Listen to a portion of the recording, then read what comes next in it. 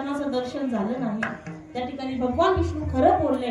आणि म्हणून भगवान विष्णू खरं बोलल्यामुळे महादेवानं भगवान विष्णूला आशीर्वाद दिला की ह्या भूलोकामध्ये संपूर्ण जगभरात तुमचे मंदिर असतील आणि संपूर्ण जग ही तुमची पूजा करेल. मला सांगा, आपण कुठेही फिरतो आपल्याला विष्णू भगवंताचं दर्शन होतं की नाही? तुम्हाला भगवान विष्णूचं मंदिर माहिती आहे ना? आणि म्हणून या ठिकाणी तो भगवान परमात्मा आहे, त्याचा एवढा महिमा आहे. आणि तो भगवान परमात्म्याने जर ठरवलं की आपल्याला जवळ घ्यायचं तर तो जवळही घेऊ शकतो, आणि त्याने जर ठरवलं आपल्याला दूर लोटायचं तर तो दूरही लोटू शकतो. विठ्ठल आणि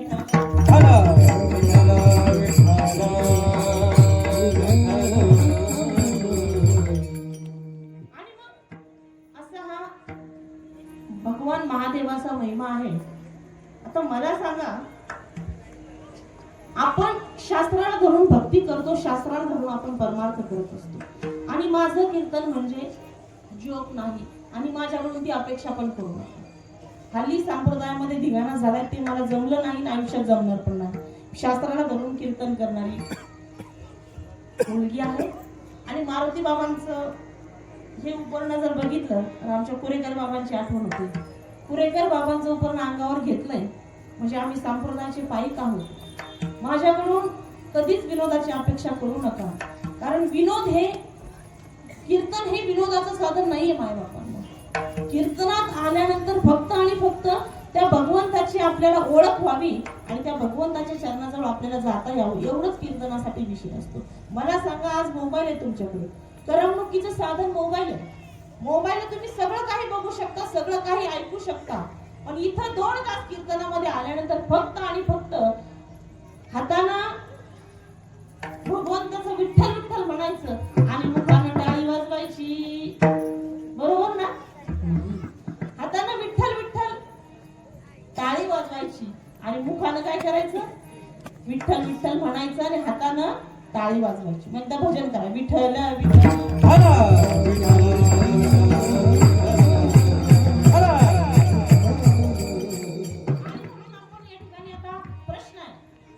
उद्या मला वाटतं काल आहे, सास मागणीपर प्रकरणातील अभंग पाहिजे होता, पण शिवरात्र आहे. शिवरात्रीच्या निमित्ताने ही कीर्तन सेवा करत असताना आपण थोडं भगवंताला त्या महादेवाला मागून असता येतं. भगवंताला जर मागायचं असेल तर भगवंताला काय मागायचं, कसं मागायचं, कुठं मागायचं, किती मागायचं?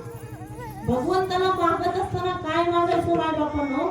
भगवंताला मागत असताना एवढीच मागणी करायची, हे भगवंता, मला कधीही तुझ्या नामाचा विसर पडू देऊ नको. कसं मागायचं? तर भगवंताला मागत असताना त्याला अनन्य भावाने शरण जायचं असतं.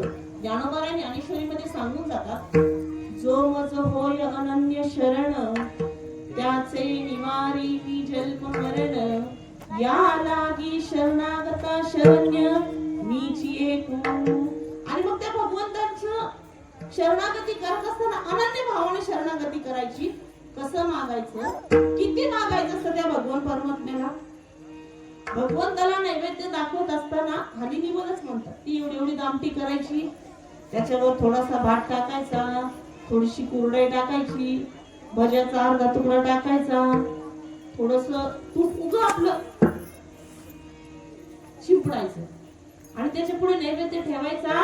आणि हे भगवंता, माझ्या मुलीचं लग्न होऊ दे, माझ्या मुलाचं लग्न होऊ दे, माझी सून घरी येऊ दे, माझ्या मुलाला नोकरी लागू दे, आणि माझ्या मुलाला लेकरं बाळ होऊ दे, आणि काही काळानंतर माझ्या सुनेनं मला घराबाहेर काढू दे, अशी त्या भगवंताला मागणी करायची नाही. माय बापांनो, संसारात तुम्ही कितीही भगवंताला मागितलं तरी तो कधी पूर्णत्वाला, संसार हा कधीच पूर्णत्वाला जात नसतो. आणि परमार्थ असा आहे, परमार्थ हा पूर्णत्वाला गेल्याशिवाय राहत नाही.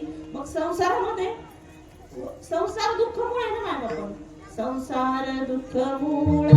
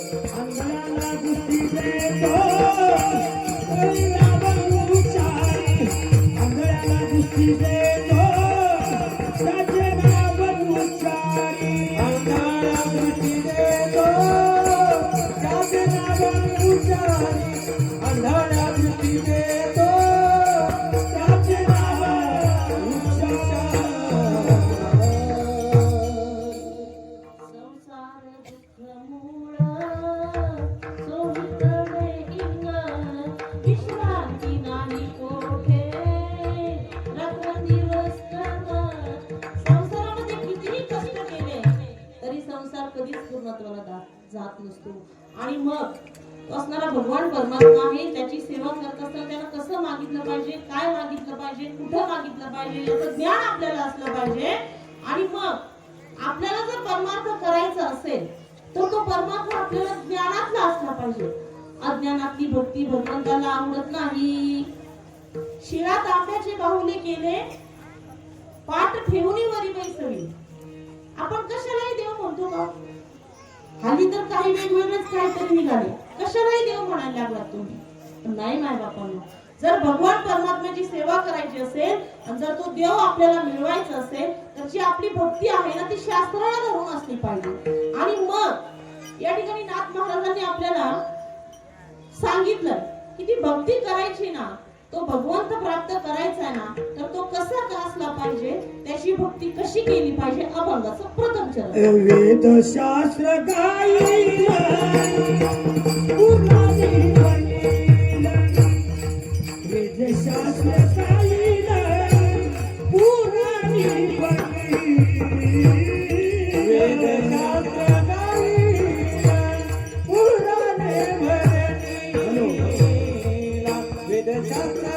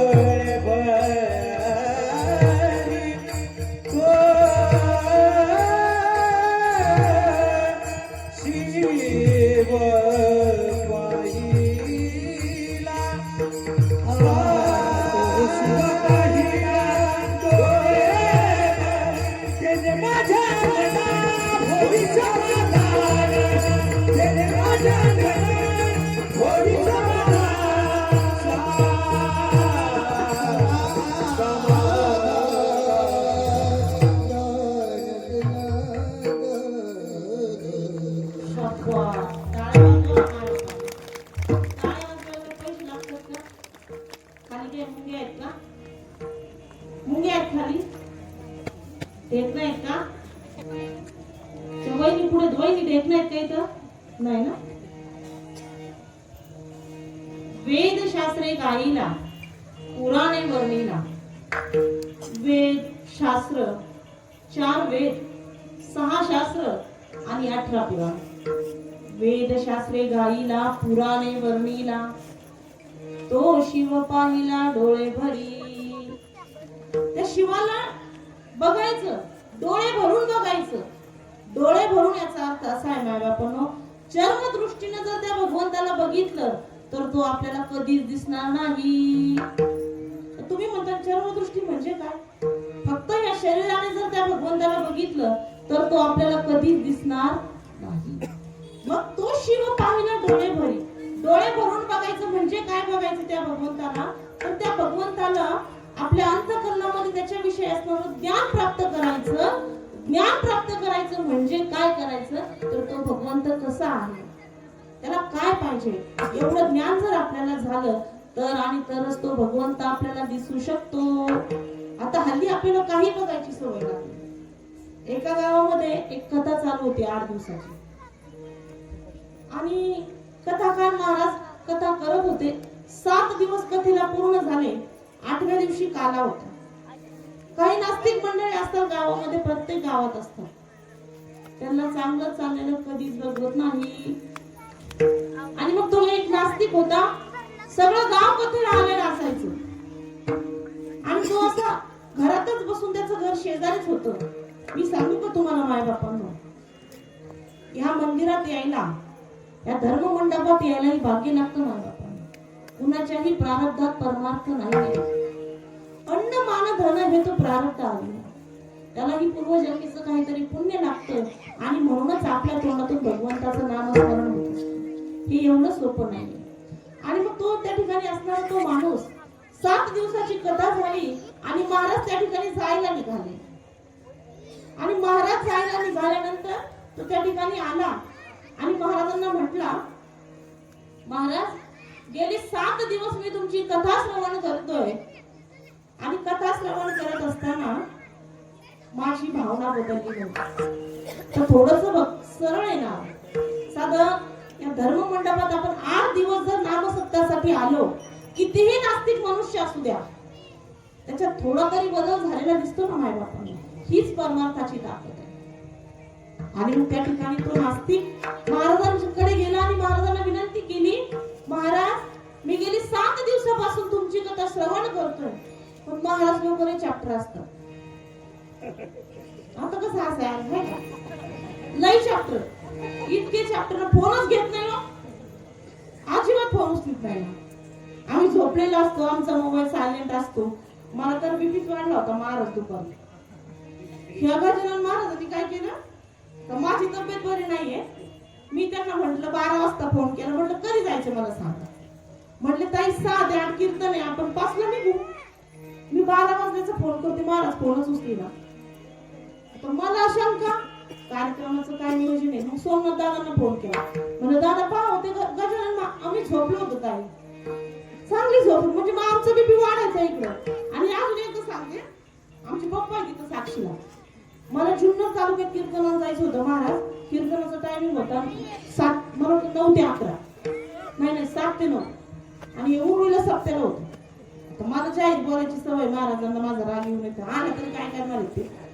आणि मग त्या ठिकाणी मी पप्पांना फोन करायचे, आम्हाला निघायचं साधारण 4ला तरी निघलं पाहिजे ना जुन्नरला जायचं म्हणून. पाऊस होता. फोन करते फोनच उचली नाही. त्यांनी मोबाईल सायलेंट केला. ते आमचे ओरोजी तुकाराम बोय त्यांच्या घरी जाऊन झोपले. आणि मी माझ्या वडिलांनाच बडबड करायला लागले, तुम्हीच लपून ठेवलं म्हणलं गजानन महाराज, तुम्हाला त्यांना माझ्यासोबत पाठवायचं नाही म्हणलं, मला लांब जायचं म्हणलं कार्यक्रम. आमच्या दोघांच भांडण लागले.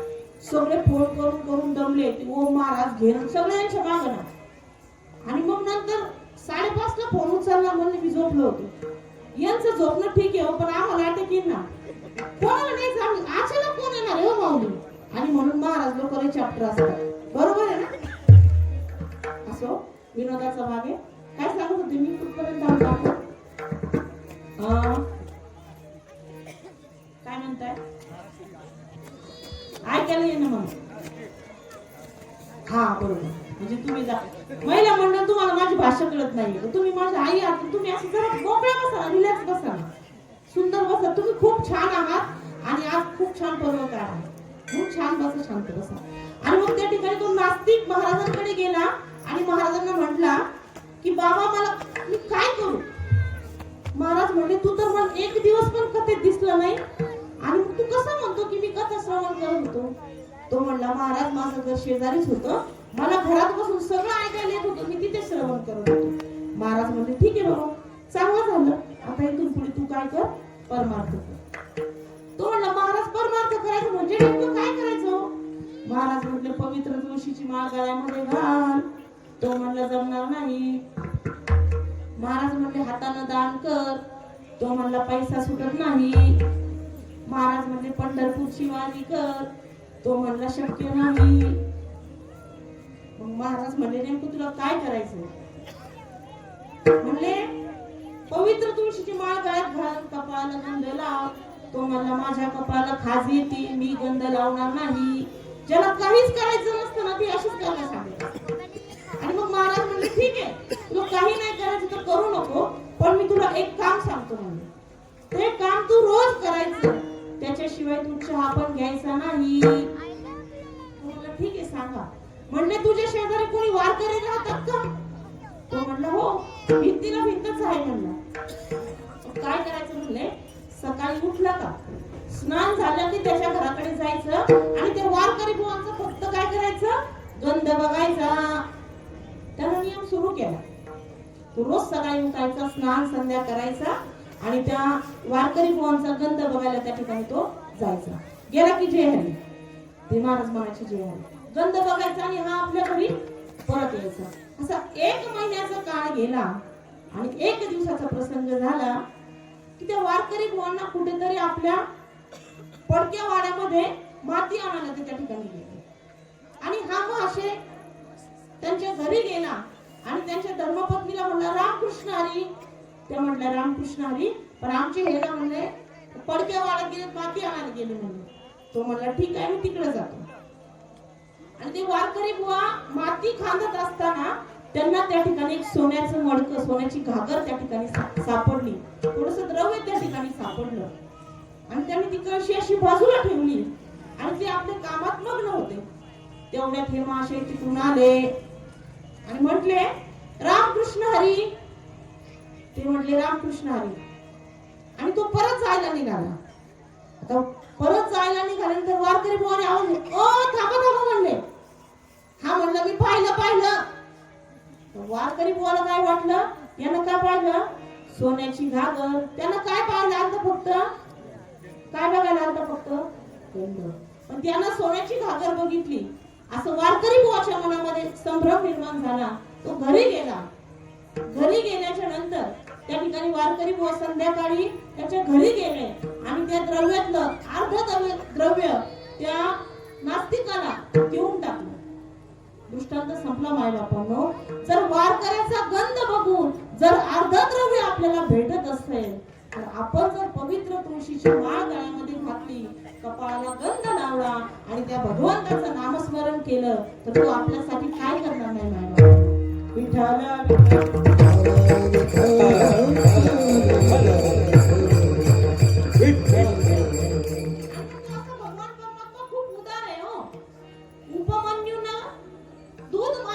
वाटीभर दुधाचा समुद्रच घेऊन टाकला. किती उदार आहे माझ्या बापांना माझा भगवान परमात्मा. त्याला काही मागा ना तो देणार ना. आणि म्हणून त्याला मागत असताना अनन्य भावाने त्याला मागत असतो. आणि मग आज या ठिकाणी नाथ महाराजांनी आपल्याला सांगितले, वेदाला धरून शास्त्राला धरून वेद शास्त्री गाईला पुराणे वर्णिला तो शिव पाहिला डोळे भरी. तो शिव जर बघायचा असेल तर डोळे भरून बघा. म्हणजे काय तर ज्ञानानं त्या भगवान परमात्म्याला बघा. आणि मग असा भगवान परमात्मा ज्ञानाला धरून असणारा भगवान परमात्मा आम्ही जर बघितलं तर त्याचं फलश्रुती आम्हाला काय अभंगाचं दुसरं तेने माझ्या सुखा होय समाधान. तेने माझ्या होय समाधान. तेने माझ्या होई संसार.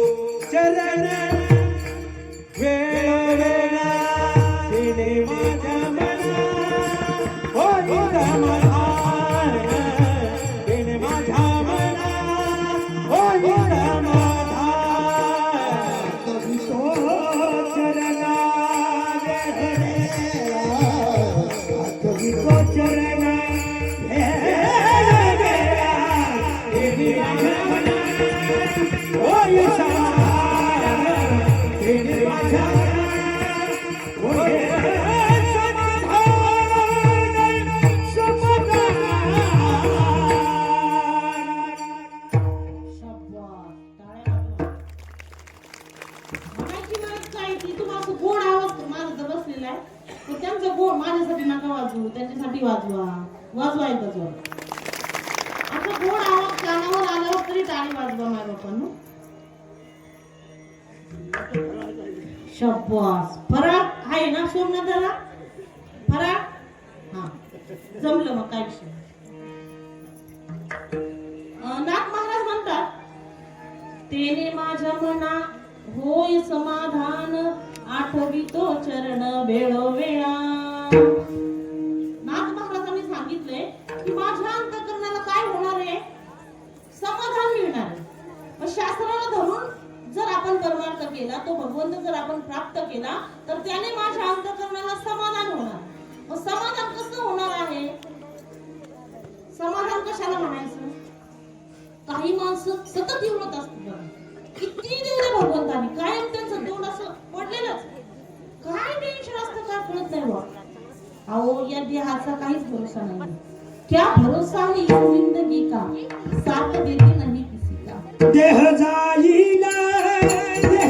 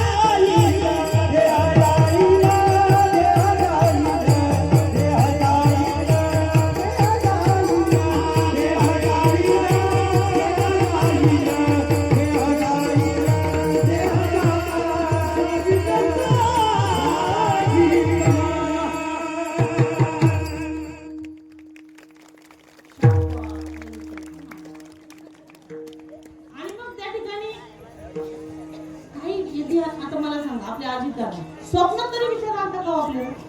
स्वप्नात देखील वाटलं होतं का त्या व्यक्तीला समोरून? अहो त्यांना तर तसं समोरून येऊ शकतो का? आपण कोण आहे?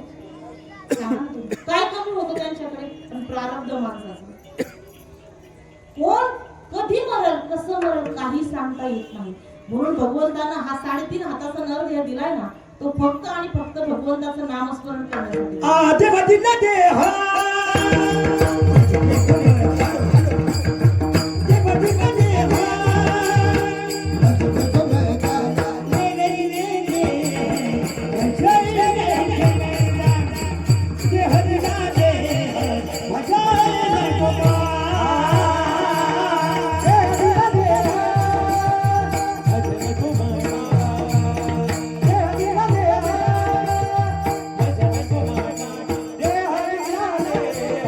Bye.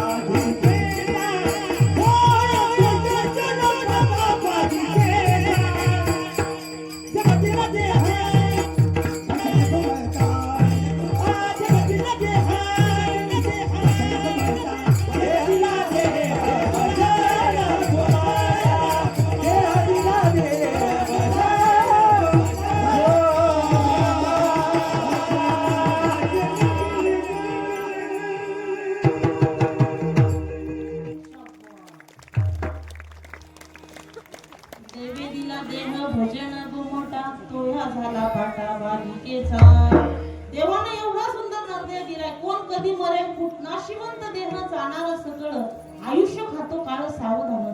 माणसाला जीवनामध्ये सावध झालं पाहिजे. काळ कधी येईल सांगू शकत नाही, वेळ कधी येईल सांगू शकत नाही. काळ आणि वेळ जर सोबत आला तर कुणाचं त्या ठिकाणी काही चालत नाही. किती जरी म्हटलं यमाला थांब बाबा मला एवढा चहा तर पिऊ दे, तो म्हणा चहावर जाऊन देतो मी तुला आता माझ्यासोबत. आणि म्हणून या देहाचं काहीच भरोसा नाही माय बापांना. आणि म्हणून हा सुंदर असणारा नरदेह आपल्याला मिळाला ना, तो फक्त आणि फक्त भगवंताची भक्ती करण्यासाठी मिळाला. जेवण करत असताना जेवणामध्ये लोणचं असतं, माहितीये तुम्हाला लोणचं? ताई आज उपवास आहे ना, लोणचं आपण काय करतो तोंडी लावतो आणि बाकीचं सगळं ताटातलं काय करतो आपण जास्त खातो. खाता की नाही? का असं करता तुम्ही? लोणचं जास्त खाता आणि बाकीचं तोंडी लावता नाही ना? मग तसं या संसारामध्ये आल्यानंतर संसार हा तोंडी लावायचा असतो आणि परमार्थ मात्र ताट भरून करायचा असतो. आपण तसं करतो का? नाही. आपण काय करतो? परमार्थ हा तोंडी लावतो आणि संसार मात्र मनसोक्त करून घेतो. आणि म्हातारपणात तोंडामध्ये दात नसतात, राम राम म्हणायला तिथं लांब लांब तोंडामध्ये येतं. आणि मग आमच्याकडे यायचं, ताई आम्हाला माळ घालता का? ताई भगवंत आम्हाला जवळ करेल का? या तोंडानं नाही नाही ते खायचं, नको ते प्यायचं. आणि शेवटी दात नसतात त्यावेळेस परमार्थ करायला यायचा. मला सांगा, काही लोकांचा असा संभ्रम आहे की जी अडाणी मंडळी आहेत किंवा ज्यांना काहीच येत नाही, 30 मंडळी या क्षेत्रात येतात, असं बऱ्याच लोकांचा गैरसमज आहे माझ्या लोकांना. पण तसं नाही. मी स्वतः पोस्ट ग्रॅज्युएट आहे. मी बँक ऑफ महाराष्ट्रामध्ये नोकरीला होते. माझ्या मैत्रिणी मला प्रश्न करतात की एवढी चांगली नोकरी सोडून तू या क्षेत्रात का गेली? तुम्हाला सांगू का माझ्या, आयुष्यभर जरी नोकरी केली, आयुष्यभर कोटी रुपये जरी कमवले, तरी किती कोटी रुपये कमवले तरी ज्ञानोबाराय आणि तुकोबारायांसारखा आनंद आणि या सांप्रदायाचा आनंद कुठेच मिळणार नाही. परमार्थ करत असताना मनसोक्त करायचा आणि परमार्थ करत असताना थाटामाटात करायचं नाही, दरिद्रासारखं जीवन जगायचं नाही. आपण महाराज आहेत ना, आपण चांगलंच राहायचं. काय कमी केलंय भगवंतांना आपल्याला? आपण पवित्र तुळशीची माळ गळ्यामध्ये घातली ना, आपण पॉश मध्येच राहिलं पाहिजे. दरिद्रासारखं उगाच नाही भगवंताकडे फाटके कपडे घालून जायचं आणि मग त्याला आपणच दरिद्र आणि त्याला पुन्हा काहीतरी चांगलं मागायचं. आपण जर त्या भगवंताला छान पाहिजे. मी सांगू का तुम्हाला, तुम्ही मुंबईला जा, मुंबईची लोक इतकी थाटामाटात परमार्थ करतात की तिथं शंकाच नाही मॅडम. परमार्थ माधना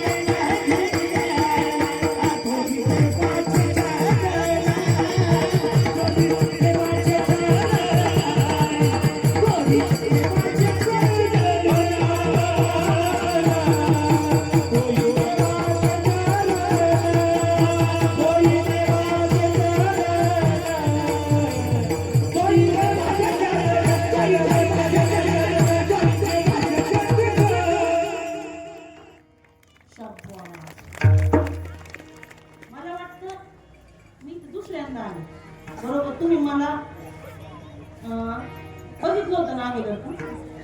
मी सांगितलं होतं का नाही मला माहित नाही, पण सांगून जाईल. तर मी तुम्ही म्हणता ताई शाबास शाबास, तुम्ही काय म्हणताय बघा? तुम्ही ऐकलंय माझी तोंडी म्हणता? आमचे गुरु आहेत आणि आम्ही वारीमध्ये प्रवास करतो. गुरुजींकडून काहीतरी घ्यायचं असतं. मला गुरुजींकडून काहीच घेता नाही आलं, फक्त मी त्यांचा शाबास शब्द घेतला. आणि मग ते काही झालं का ते म्हणायचे शाबास. आणि आम्ही एका ठिकाणी महाराज पंढरपुरामध्ये गेलो. पंढरपुरामध्ये गेल्यानंतर त्या ठिकाणी एका एका पेट्रोल पंपावर आम्ही थांबलो. एवढा जोराचा पाऊस होत होता, एवढा जोराचा पाऊस येत होता आणि रात्रीचे 2 वाजले. तर महिला मंडळांना ऐकण्याची सवय जरा जास्त असते. समोरच्या व्यक्तीने सांगितलं की त्या लगेच ऐकतात. हो ना? हा म्हणतात. ऐकतच नाही हो.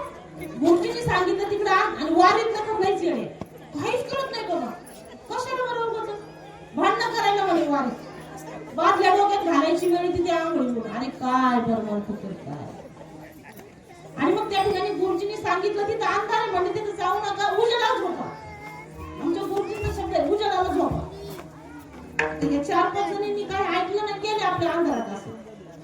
आणि तिथं 2:30-3:00 दरम्यान त्या मावशीला चावला विंचू चावला.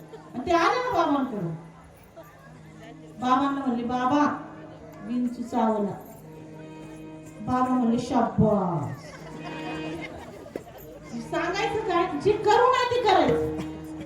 आणि बाबांचा बी म्हणजे शब्द ना शाबास. आणि मलाही ती सवय लागली. त्यांनी त्या दिवशी विंचू चावला त्यांना म्हणले शाबास. तेव्हापासून ते माझ्या तोंडातच आलं. काही झालं की शाबास.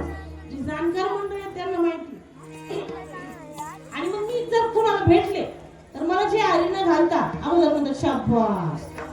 आणि मग असं हे गुरुजींकडून काहीतरी घ्यायचं असतं मी शाबास आणतो. तुम्हाला सांगू का माय मावळ्यांनो, तुम्ही वारीला जात असताना आपल्या तोंडून आपल्या मुखातून एखाद्याला बावळट हा अपशब्द जरी आपल्या वाणीतून गेला ना, तुमची वारी व्यर्थ आहे. आपल्या तोंडून कुणाला बावळट जरी शब्द गेला तरी तुमची वारी व्यर्थ आहे. वारी भांडण करण्यासाठी नाहीये. वारी एकमेकीच्या डोक्यात बादल्या घालण्यासाठी नाहीये. एकमेकीचं सामान पळवण्यासाठी वारी नाहीये. बिस्किट चॉकलेट गोळा करण्यासाठी वारी नाहीये. माय बापांनो, त्या भगवान परमात्म्याची भेट आणि तो भगवान परमात्मा त्या वारीत आपल्या सोबत असतो ना, त्याची भेट व्हावी आणि म्हणून ही आपण वारी केली. आणि मग आम्ही महाराज 50 वर्ष झालं वारी करतो तरी तो आम्हाला भेटला नाही. तुम्ही पहिल्या वर्षी गेल्यापासून पुण्यातून जे बिस्किट गोळायला सुरुवात केली ते फलटण पर्यंत अख्खी गोणीच बिस्किटांनी भरली आणि ती गोणी त्या ट्रकात टाकली. आणि पंढरपुरात गेल्यानंतर जेव्हा परतीचा प्रवास सुरू झाला ना, त्या बिस्किटाचा, त्या चॉकलेटाचा, ते मग्गे, ते खोकल्याच्या बाटल्या, ते सगळं एकत्र झालं. ते जेव्हा त्या गोण्या खाली फेकतात ना ते गाठोडे, ते घरी कसे न्यायचे? सगळं ते औषधं, अरे कशाला रे अन्न हे आपल्याला जेवढं पाहिजे तेवढंच घ्या ना. आपल्याला काही भेटत नाही तर घरी भेटतं ना. लहान लेकरांना जर घ्यायचं असेल तर घरी घ्या ना तुम्ही. ते 15 दिवस आपल्यालाच आपलं होतं जड झालंय. ते बिस्किट आणि चॉकलेट कुणी सांभाळायचे? नाही माय बापून पाहिजे तेवढंच घ्या. आणि म्हणून हात जोडून विनंती करेल, आपला संप्रदाय भरकटत चाललेला हे आपल्या अशा अडाणीपणामुळे आणि भिकार चोटपणामुळे संप्रदायाला कलंक टाकतो. पुढेही जायचं झोळी पत्र. आपण एवढे भिकारी आहेत का? आपण ज्ञानोबा तुकोबारांचे लेकर आहोत आणि आपण कुठं पुढे जाऊन हात पसरावा का? नाही ना. अहो ते ज्ञानोबारांच्या सोबत चालतोय ती माऊली कुठंच काही कमी करणार नाही ना. विठ्ठल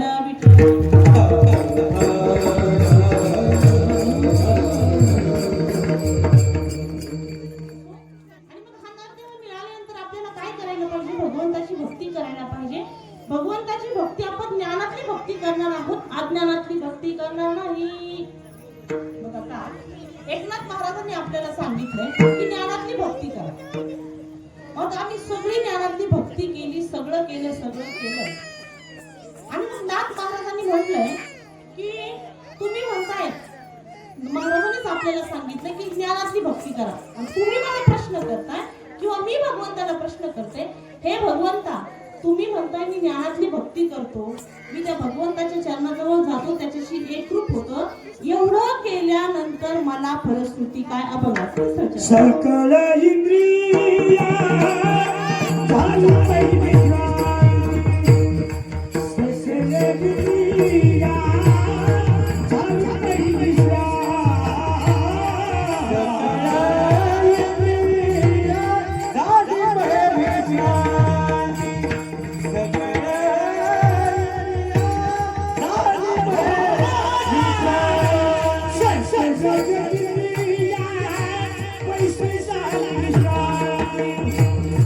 सकल इंद्रिया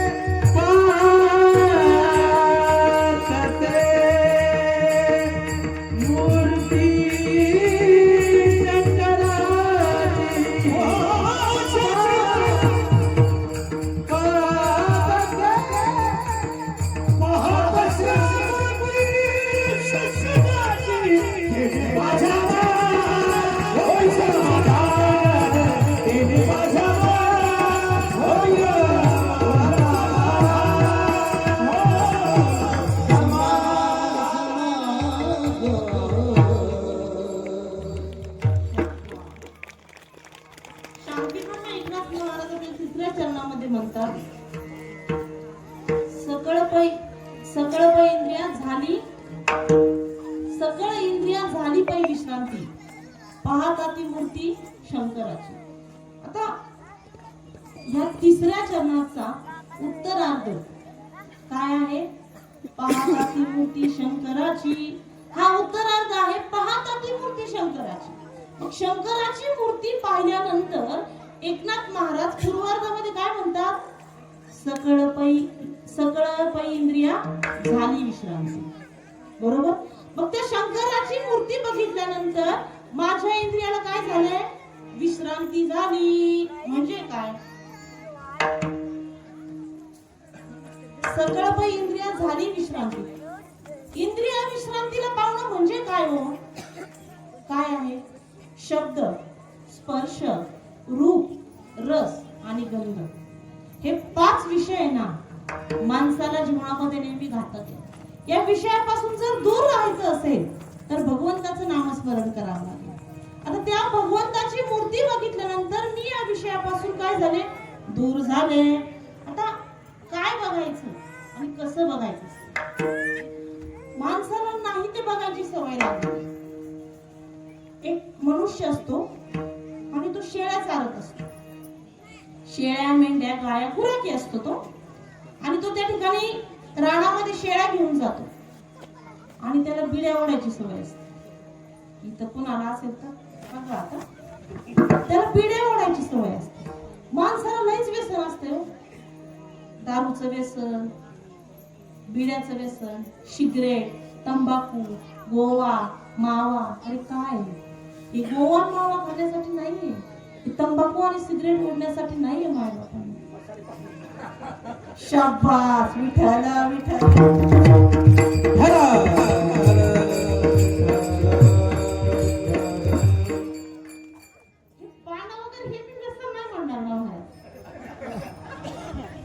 हे व्यसन नाही.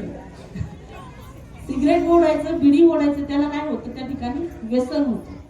आणि मग त्या ठिकाणी त्यानं काय केलं की बिडी ओढली, काडी ओढली, त्या बिडीला लावली. आता ते वारं येत होतं, जनावर अशी त्याची इकडे होते, मग त्याने इकडे तोंड केलेलं होतं आणि ती काडी ओढल्यानंतर त्याला ती फुंकर मारली. ते विजायचं ना, ते काय पेटच का, म्हणून त्याला इकडं तोंड करून उभा राहिला. जिकडे वारं नाही ना त्याला तिकडे तोंड करून उभा राहिला आणि तो बिडी फुकत बसला. तोपर्यंत ही जनावर लय लांब निघून गेली आणि त्याच्या ध्यानातच नाही राहिलं की बिडी ओढण्याच्या नादात मी माझं तोंड ह्या बाजूला फिरवलं. तू चालत राहिलं जनावरांच्या मागे आणि म्हणतोय, मनालाच म्हणतोय, जनावर लईच लांब गेले, लईच लांब जनावर गेले. आणि मग खूप दूर गेला, खूप दूर गेला, त्याला काही जनावर दिसलीच नाही. हा शब्द माझ्या तोंडून आला, त्याला एक कारण आहे, माफी मागते मी. मला 5-6 दिवसापूर्वी फोन आला. मी म्हटलं, रामकृष्ण हरी, चायला ताई तुम्हाला लागला घ्या. आता कसं बोलावं काय कळतच नाही लोकांना. आणि मग त्या ठिकाणी तो गुराखी खूप दूर गेला. मला सांगा तो किती दूर गेला, म्हणजे त्याला ते शेळ्या मेंढर सापडते. तू कुठे गेला? तो विरुद्ध दिशेने गेला की नाही. तसं आपण करतो. आपलं सुख आणि आपला भगवान परमात्मा एका दिशेला असतो आणि आपण मात्र दुसऱ्या दिशेला तोंड करून त्या ठिकाणी चालत असतो आणि आपल्या या संसाराची वाटचाल करत असतो. आणि म्हणून परमार्थ जर करायचा असेल तर भगवंताच्या मागे जावे लागेल. भगवंत ज्या दिशेने गेलाय त्याच दिशेने आपल्याला जावं लागेल. आणि मग असं सगळं केल्यानंतर आम्ही भगवंताची भक्ती केली, ज्ञानातली केली, त्या भगवान परमात्म्याची मूर्ती आमच्या अंतःकरणामध्ये ठासली. एवढं सगळं झाल्यानंतर एकनाथ महाराज शेवटच्या चरणामध्ये म्हणतात, एका जनार्दनी शिवा, एका जनार्दनी शिवा,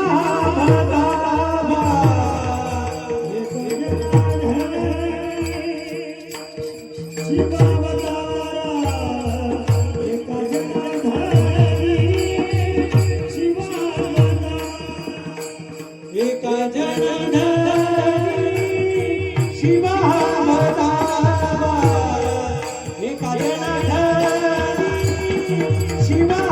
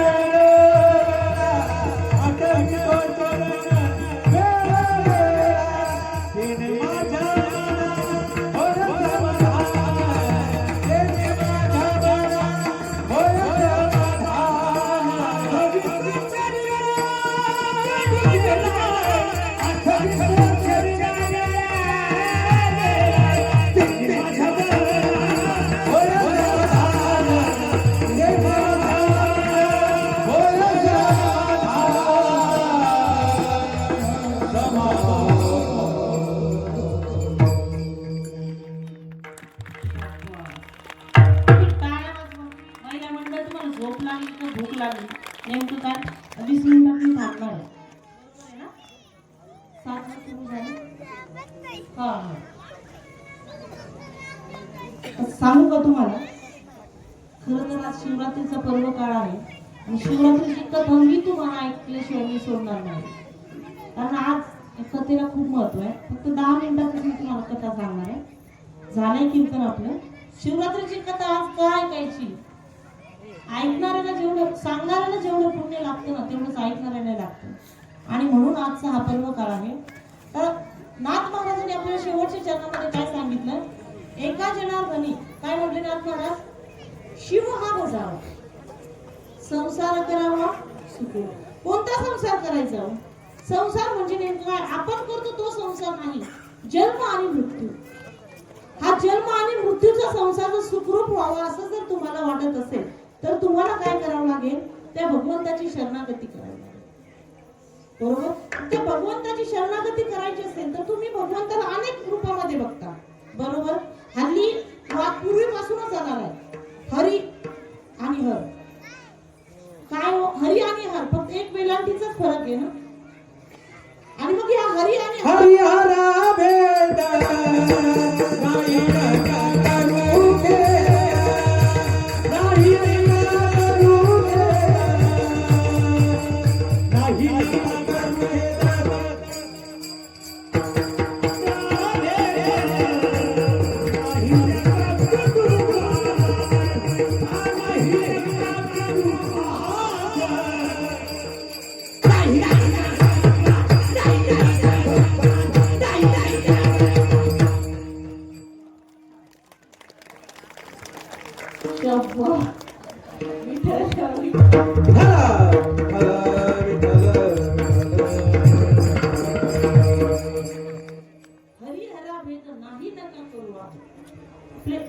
हे आमच्यात लांबच्यात करतो म्हणते. बरं आहे, तुम्हाला जर कळलं ना.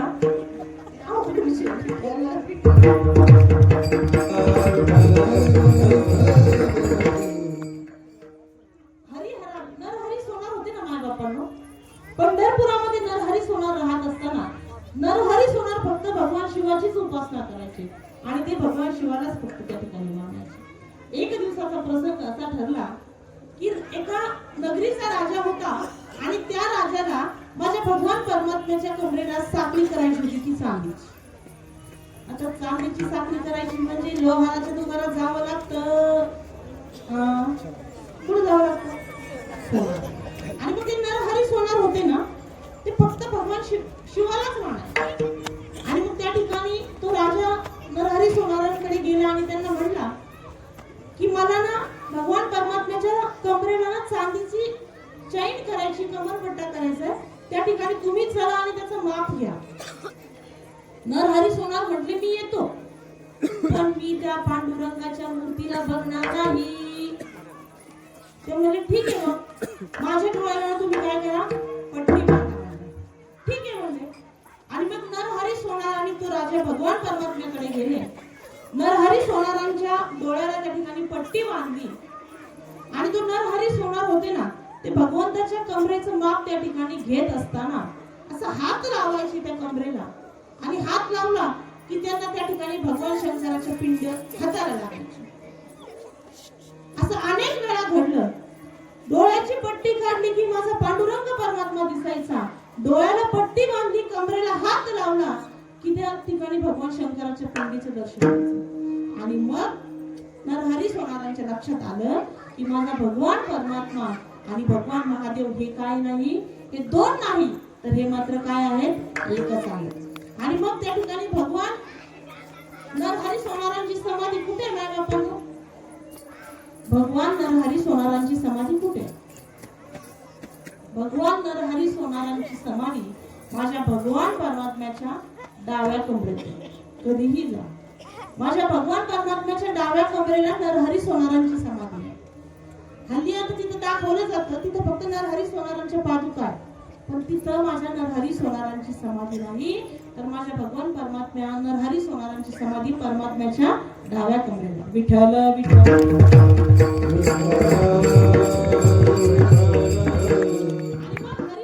हरी आणि भगवंत, हरी आणि हरा ही काही दोन नाही, हे मात्र काय आहेत, एकच आहे. फक्त एका वेलांटी एकच प्रश्न आणि मग का आपण वाद घालायचा? हा देव माझा, तो देव माझा. देव फक्त एकच आहे, आपण मूर्ख आहोत की आपण भगवंताला त्या ठिकाणी वाटून घेतो. हा देव आमचा, तो देव तुमचा नाही. ज्याने हे विश्व निर्मिले महर्षी देव संस्थापित, ज्याने या विश्वाची निर्मिती केली ना, तो भगवान परमात्मा एकच आहे. आणि तो भगवान परमात्मा अनेक रूपामध्ये नटलेला आहे. देव नटलाय नानापोरी असं त्या ठिकाणी म्हटलेलं आहे. आणि म्हणून तुम्हाला जर असं वाटत असेल भगवान परमात्म्याला आणि भगवान शिवाला रामाचं भजन खूप आवडतं मला, आणि मग तुम्ही आता त्या ठिकाणी आपले दोनही हात वरती करायचे आणि सुंदर असं त्या ठिकाणी आपण रामाचं भजन करू. Okay, ready? दोन्ही हात तुम्हाला हात आहेत का? शब्बास. ज्यांना हात आहेत त्यांनी आपले हात वरती करा. हा आनंद इथेच आहे, हा आनंद दुसरीकडे कुठेही नाही. आणि मग आता आपण त्या ठिकाणी भजन करू. तुम्ही म्हणता कोणतं भजन म्हणायचं? महाराज रामाचं भजन किंवा नमः शिवाय भजन करू. ओके, नमः शिवाय नमः शिवाय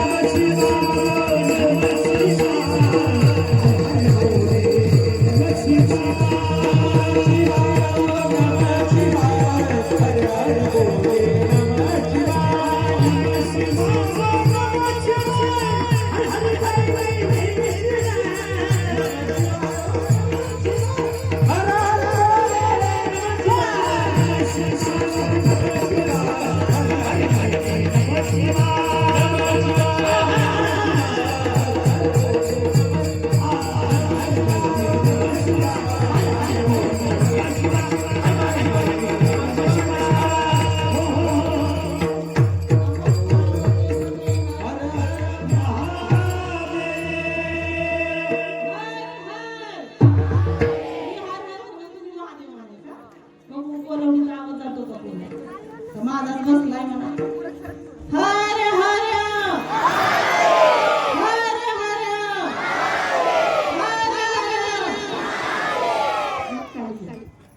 हात खाली घ्या. हात वरती करायला सांगावं लागलं, हात वरती करा. खाली घेताना सांगावं लागलं का हो?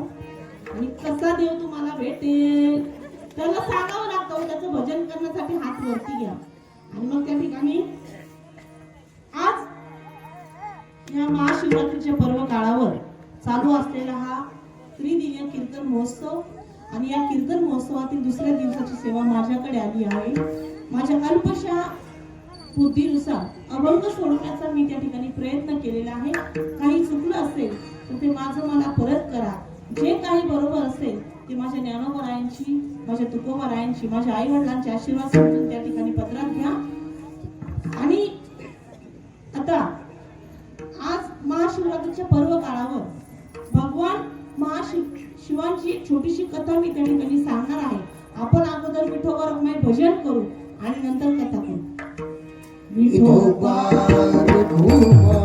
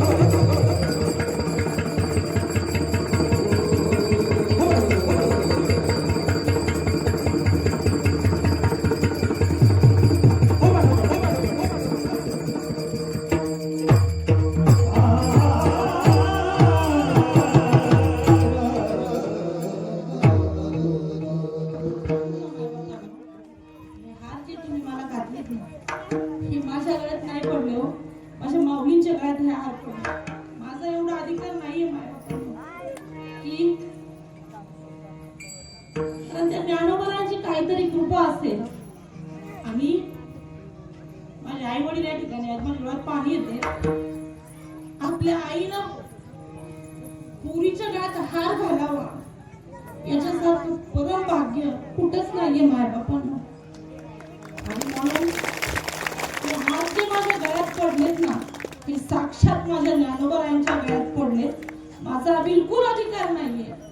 आणि म्हणून त्या ज्ञानोबरायांना एक छोटीशी विनंती मी रोजच करत असते आणि आयुष्यभर करत राहील की ज्ञानोबरायांनी मला ज्या स्थितीत ठेवलंय ना, लहानाची मोठी झाले, अनेक संकटांना सामोरं गेले आणि आज इथपर्यंतचा प्रवास झालाय. पण त्या भगवंतानं मला कधी गचिटकू दिलं नाही, म्हणजे मला कधी गर्व झालाच नाही. फक्त ज्ञानोबरायांना आणि भगवान शिवाला एवढीच प्रार्थना करेन की आयुष्याच्या शेवटच्या श्वासापर्यंत माझ्या तोंडातून तुझं नाव कधीच देऊ नको आणि मला कधीच गर्व होऊ देऊ नको. एवढीच मी माझ्या ज्ञानोबारांना रोज प्रार्थना. 3.5 हाताचं नरदे आहे ना मायबापांना, याचा काहीच उपयोग नाही. हा देह जर कुणाच्या कामाला गेला तरच या देहाचा उपयोग होत असतो. आणि म्हणून या ठिकाणी माझी एक शेवटची इच्छा आहे. मी प्रत्येक कीर्तनात बोलते आणि माझा भगवान परमात्मा मला नाही माहित माझी कधी पूर्ण करून घेईल. फक्त आणि फक्त मला नर्मदा मैयाची एक परिक्रमा पूर्ण करायची आहे. तोपर्यंत त्या भगवान परमात्म्याने माझ्या शरीरामध्ये प्राण ठेवावे. आणि दुसरी माझी इच्छा आहे की पंढरपुरामध्ये 4 महिन्याचा चातुर्मास मला करायचा आहे. तेवढं माझं पूर्ण झालं ना मायबापांनो, नाही राहायचं मला या जगात. कारण आपलं काम झालं ना, आपण या जगाचा निरोप घ्यायचा असतो, उगाच धरणीला बोललं राहायचं असतं. आणि म्हणून या शिवानं आणि माझ्या ज्ञानोबरायांनं माझी तेवढी इच्छा पूर्ण करावी. तुम्हा सर्व श्रोते मायबापांच्या आशीर्वादानं ती पूर्ण व्हावी एवढीच भगवान शंकर परमात्म्याला त्या ठिकाणी प्रार्थना करते. विठ्ठल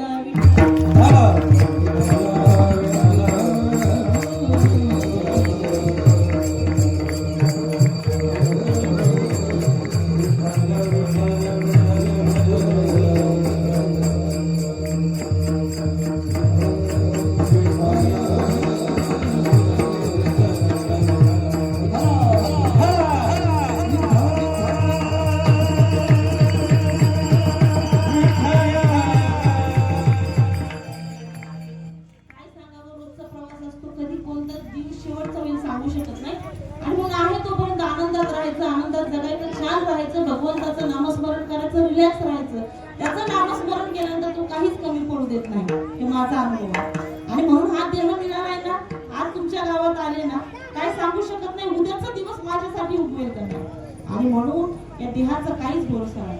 आणि मग या ठिकाणी मला खरंच शंका होती की मी बोलू शकत नाही, मला बोलताच येत नव्हतं, इतका खोकला येत होता. आमचे वडील सकाळी म्हणले, मला नाही वाटत म्हणले आज तू बोलशील.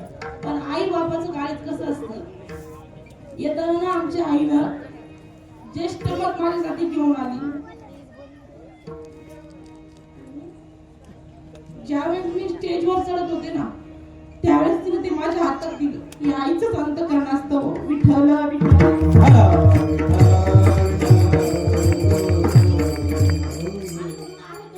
आई बापाची सेवा करा, आई बापाला वाईट शब्द बोलू नका. ज्याच्या घरात आई बाप जिवंत आहेत ना, त्याच घर सुखाने समाधान राहतात. एक 5 मिनिटांमध्ये मी कथा सांगते. भगवान शिवची कथा सांगत असताना सोमदत्त नावाचा राजा होता आणि तो राजा त्या नगरीमध्ये राहत असताना त्याच्या जीवनात त्याला 500 बायका होत्या आणि त्या 500 बायकांमध्ये 2च बायका चांगलं कर्म करणाऱ्या होत्या. बाकी सगळे 4 कर्म करायचे, म्हणजे त्या वाईट कर्म करायच्या. आणि राजानं प्रजेनं पाप केलं तर राजाला फेडावं लागतं, पत्नीनं पाप केलं तर पतीला फेडावं लागतं, शिष्यानं पाप केलं तर गुरुला फेडावं लागतं. आणि मग त्या ठिकाणी त्या राजाचा अशा नास्तिक वागण्यामुळे किंवा जार कर्म केल्यामुळे त्याचा त्या ठिकाणी मृत्यू झाला. आणि मृत्यू झाल्यानंतर त्याला हरणाचा जन्म मिळाला त्या राजाला. आणि त्याचे 2 पत्नी त्याच्या चांगलं कर्म करणाऱ्या होत्या त्या हरणीच्या जन्माला गेल्या. आणि याच कथेला जोडून एक दुसरी एक कथा आलेली आहे. इंद्रदेवाचं सेवा करणारा भीष्मसेन, इंद्रदेवाची सेवा करणारा दूत होता. त्याचं नाव भीमसेन. तो इंद्रदेवाची सेवा करत असताना त्याच्याकडून सेवेमध्ये काहीतरी कमतरता पडली, म्हणून त्या इंद्राने त्याला आशीर्वाद दिला की तू किर्रात होशील. म्हणजे किर्रात या शब्दाचा अर्थ आहे भिल्ल. तू भिल्ल होशील म्हणला. त्या ठिकाणी तो भिल्लाच्या जन्माला गेला आणि भिल्लाचा जन्म त्याला मिळाल्यानंतर, पारध्याचा जन्म त्याला मिळाल्यानंतर तो त्याच्या जीवनामध्ये हत्या करायला लागला, प्राण्यांची हत्या करायला लागला, पशूंची हत्या करायला लागला. आणि मग ती हत्या करत असताना त्या ठिकाणी एक दिवस तो असा हत्येसाठी त्या ठिकाणी तयार झाला. त्याने सगळी तयारी केली आणि दिवसभर तो तिथे बसला, पण त्याला मात्र आज काही शिकार मिळाली नाही. आणि मग त्यानं काय केलं, घरी कोणत्या तोंडाने परत जायचं म्हणून तो एका बिल्वपत्राच्या झाडावर जाऊन बसला. आणि बिल्वपत्राच्या झाडावर जाऊन बसल्यानंतर त्या ठिकाणी त्या बिल्वपत्राच्या झाडाच्या मुळाशी एक पिंड होती. ती पिंड मातीने पूर्ण झाकलेली होती. आणि त्याला वाटलं की मला शिकार करणारा येणारा, तलावाजवळ शिकार करणारा येणारा पशु पक्षी मला दिसणार नाही, म्हणून त्यानं काय केलं, एक झाडाचे एक एक पान तोडायचं आणि तो खाली त्या ठिकाणी टाकायचं. आणि खाली टाकत असताना न कळत त्याच्या हातून, तो दिवस शिवरात्रीची रात्र होती, न कळत त्याच्या हातून अनेक बिल्वपत्रे त्या पिंडीवर पडले. आणि न कळत त्याच्या हातून काय झालं, महादेवाची सेवा झाली. नामदेव महाराजांनी वर्णन केले, मला तो आता आपण आठवत नाही. नामदेव महाराजांनी वर्णन केलेलं आहे बघा. ते बिल्वपत्र, लाखो बिल्वपत्र त्याच्यावर पडली. आणि नंतर काय झालं, भगवंत त्याच्यावर, हे महादेव खूप भोळी देवता आहे, ती भोळी देवता त्याच्यावर प्रसन्न झाली आणि त्यांनी त्या ठिकाणी यमाला पाठवलं. आणि त्या चंड भिल्ल नावाचा जो तिथं होता त्याला म्हणले, माग तुला काय मागायचं, तुझ्यावर भगवान परमात्मा प्रसन्न झाले, तुला काय मागायचे, वरमरोही मी तुला काहीतरी द्यायला आले, तुला काय मागायचे ते माग. तर त्यावेळेस तो भिल्ल चे विचारच पुढे हे होते. तो म्हणला, मला काही नको, मला फक्त एकच गोष्ट पाहिजे की मला या पशु आणि पक्ष्यांची भाषा फक्त अवगत झाली पाहिजे. तो म्हटला ठीक आहे.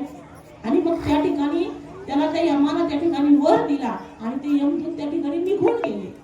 निघून गेल्याच्या नंतर तो हरिण होता ना, तो हरिण त्या ठिकाणी त्या सरोवरावर पाणी प्यायला आला. सकाळची वेळ झाली आणि पाणी प्यायला आल्यानंतर त्या हरणाला त्या एवढी तहान लागली होती की त्या तहानेच्या नादात ते जाळ टाकलं होतं ना त्यानं, त्याला ते जाळ दिसलंच ना, न कळत तो त्या जाळ्यात अडकला. आणि त्या हरणाला दोन पत्न्या हरणी म्हणून आलेल्या होत्या. त्याची लहान पत्नी होती ना, तिला दोन पाडसं होती, छोटी छोटी पिल्लं होती. आणि त्याची मोठी पत्नी होती ती मात्र गर्भवती त्या ठिकाणी होती. आणि ही लहान पत्नी आपली पाडसं ठेवून त्या ठिकाणी सरोवरावर आली. तिनं बघितला की आपला पती त्या ठिकाणी जाळ्यात अडकला. आपण आपल्या पतीला या ठिकाणी जाळ्यात अडकलेलं बघून आपण घरी कसं जायचं. आणि म्हणून त्या दोघांचा त्या ठिकाणी संवाद सुरू झाला. त्या चंड भिल्लाला भगवंतानं वर दिला होता की त्याला पशु पक्ष्यांची भाषा अवगत होती त्या ठिकाणी. आणि मग ती भाषा, त्यांचं बोलणं तो असं साईडला जाऊन ऐकत होता. तर ती हरणी त्या हरणाला म्हणत होती की तुमचं मागच्या जन्मीचं काहीतरी प्रारब्ध कर्म, मागच्या जन्मी आपण एकत्र होतो, पण या जन्मी आपण एकत्र आलोत ना, तर मला तुमच्या सोबत मरायचं, मी घरी जाणार नाही. तो हरिण म्हणला, तो राक्षस, तो चंडभिल्ल जोपर्यंत तुला बघत नाही तोपर्यंत तू इथून जा, त्याला जर तुला बघितलं तर तुला त्या ठिकाणी मारेल म्हणा. आणि त्यांचा संवाद चालू असताना तेवढ्यात मोठी हरणी त्या ठिकाणी आली. ती गर्भवती होती. ही लहान हरणी त्या मोठ्या हरणीला सांगू लागली, म्हणली, अगं माझी दोन पाडसं घरी आहेत, तू माझ्यापेक्षा वयानं ज्येष्ठ आहेस, श्रेष्ठ आहेस, तू गर्भवती आहेस, तू जर मेली या ठिकाणी तर तुला ब्रह्महत्येचं पाप लागेल, कारण तुझ्या पोटामध्ये बालक आहे. हा सगळा संवाद तो चंडभिल्ल ऐकत होता. आणि तो चंड भिल्ल हे ऐकत असताना त्याच्या डोळ्याला धारा लागल्या. त्यानं विचार केला की हे माणसं आहेत, हे पशु आहेत, पक्षी आहेत, हे जर शास्त्राची भाषा करतात, हे जर धर्माच्या गोष्टी करतात, तर मी काय? आणि मग त्या हरणीनं त्या चंड भिल्लाला विनंती केली, म्हणली माझी माणसं घरी आहेत, मी त्या माणसांना दूध पाजून येते आणि मी परत वापस येते, तोपर्यंत तू आम्हाला मारू नको.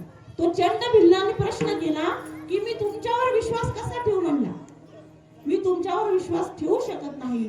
त्यावेळेस ते हरीण आणि ते हरणी त्या चंड भिल्लाला म्हणू लागले, तू जर आमच्यावर विश्वास नाही ठेवला आणि आम्ही जर तुझा विश्वासघात केला तर आम्हाला खूप मोठं पाप लागेल.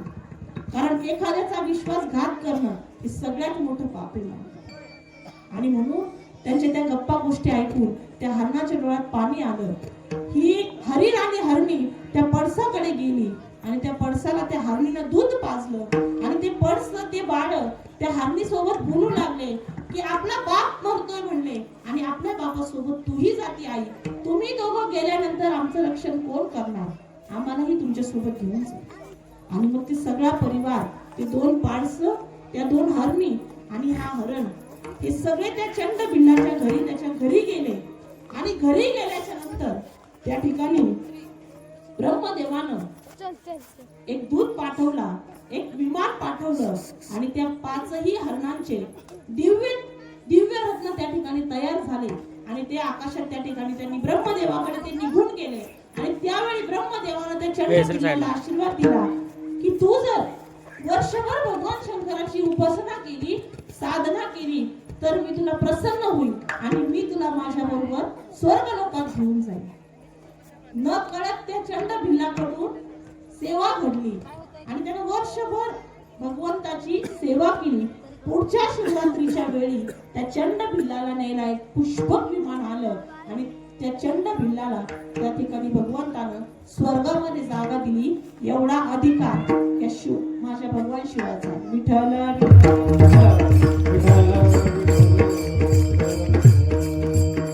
आणि म्हणून ही कथा खूप धावती सांगितली, खूप सुंदर कथा आहे माय बापांनो. आणि म्हणून भगवंताची सेवा करा, आई बापाची सेवा करा. माझ्या अल्पशा मतीनुसार मी अभंग सोडवण्याचा प्रयत्न केलेला आहे. काही चुकलं असेल ते माझं मला परत करा. आणि मी तुम्हाला सांगून जाईल, मी तुम्हाला सगळं सांगितलं, एवढं सगळं सांगून झालंय. भगवंताची सेवा करा, त्याच्याशी एक रूप व्हा, अनन्य भावाने त्याची सेवा करा. एवढं सांगून जर तुम्हाला समजतच नसेल तर आपण एकनाथ महाराजांच्या भाषेत ऐकू. हे तरी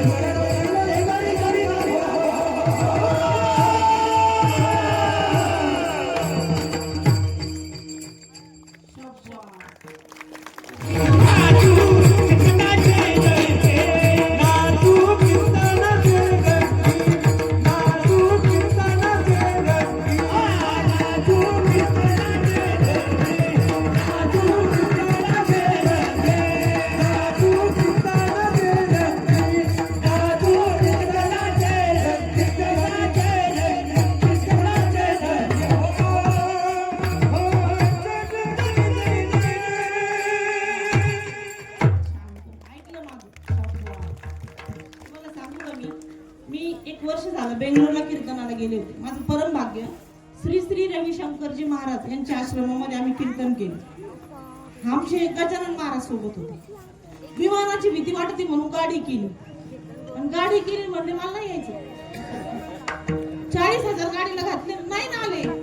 परत पाठी मागून मी तिथं बेंगलोरला पोहोचल्यानंतर सोमनाथ भाऊ मला फोन आला. ते बेंगलोरच्या महिला आहे ना, मी कीर्तन म्हणजे यांनी पिंगळा सुरू केला का कुणाच ठाऊक त्यांच्या काय मनात आलं, सगळ्या उठल्या आणि मला बोल घ्यायला घातलं. एवढा सुंदर आनंद त्यांनी घेतला. त्या श्री श्री रविशंकरजी महाराजांना एवढा आनंद झाला, त्यांनी त्या ठिकाणी आम्हाला बोलून त्या ठिकाणी तिथे सन्मान केला. म्हणजे बाहेरच्या देशातली लोक जर आपली संस्कृती आणि आपल्या धर्माचं जर आचरण करत असेल तर आम्ही कुठं चाललो. आणि म्हणून योग्य वेळ आहे माय बाबांनो, आपल्या मुलांवर चांगले संस्कार करा, धर्माची देशाची आई वडिलांची सेवा करा, हिंदुत्वाचं कार्य करा, धर्मासाठी पुढे या, जात बोध सगळं बाजूला ठेवा आणि धर्मासाठी कार्य करत राहा. आणि म्हणून आज या ठिकाणी सोमनाथ दादांनी अगदी सुंदर पद्धतीने नियोजन केलं आणि माझ्यासारख्या पामराला या ठिकाणी त्यांनी आमंत्रित केलं. त्याबद्दल मी सोमनाथ दादांना या ठिकाणी मनापासून धन्यवाद देते. या मंदिराचं काम चालू आहे, सांगू का मी तुम्हाला, मंदिराचं काम ते स्वतः म्हणजे त्यांचं अंतःकरण किती मोठं असेल हो, की या ठिकाणी महादेवाचं मंदिर त्यांनी त्या ठिकाणी बांधकाम म्हणजे हाती घेतले. हे कुणाच्याही वाट्याला येत नसतं. आणि म्हणून काही फुल ना फुलाची पाकळी म्हणून आपण त्या ठिकाणी सहकार्य करत चला. हे एकल्याचं नोहे हा खेळ. कारण मंदिर त्या ठिकाणी चालू आहे. आपल्याला आपल्या हातून काहीच दान घडत नसेल, काहीच होत नसेल, पण या ठिकाणी काम चालू आहे ना, दिसतंय ना, आपण स्वतः करू शकत नाही ना, मग दुसऱ्याला फुल ना फुलाची पाकळी म्हणून त्या ठिकाणी थोडासा हातभार लावा, एवढीच या ठिकाणी विनंती करते. आणि तुम्हा सगळ्या श्रोते मायबापाच्या चरणी साष्टांग दंडवत करते. तुम्ही सर्वांनी मला अगदी सुंदर पद्धतीने साथ केली, तुम्हा सर्वांना मनापासून धन्यवाद. असंच प्रेम तुमच्यावर राहो. आणि या मंदिराचा जीर्णोद्धार या इवले स्वरूप लाभिले द्वारी त्याचा वेणूला गगनावरी उत्तर उत्तर ह्या मंदिराची भव्यता दिव्यता वाढत जावो, एवढीच ज्ञानोबारायांच्या चरणी भगवान परमात्म्याच्या चरणी प्रार्थना करेन. आणि या ठिकाणी माझ्या वाणीला पूर्ण ज्ञानेश्वर